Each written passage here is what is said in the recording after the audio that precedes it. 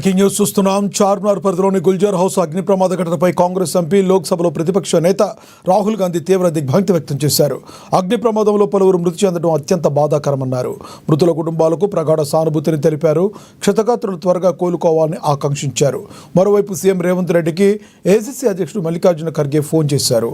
Gulzar house అగ్ని ప్రమాద ఘటన వివరాలు అడిగి తెలుసుకున్నారు. ప్రమాదం జరిగిన తీరును సీఎం ఆయనకు వివరించారు.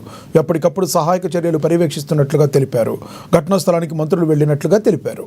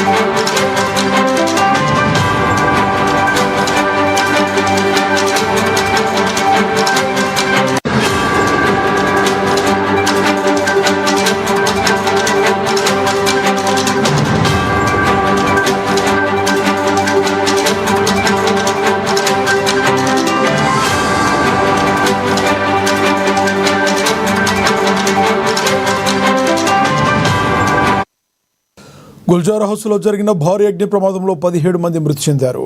మృతుల్లో 8 మంది చిన్నారులున్నారు. ఆదివారం ఉదయం భవనం మొదటి అంతస్తులో మంటలు చెలరేగాయి. మంటల్లో చిక్కుకున్న కొందరిని అగ్నిమాపక సిబ్బంది రక్షించి ఉస్మానియా, యశోద, డియార్డిఓ అపోలో ఆసుపత్రులకు తరలించారు. విద్యుత్ ఘాతం వల్లే భవనంలో మంటలు చెలరేగినట్లుగా అధికారులు తెలిపారు.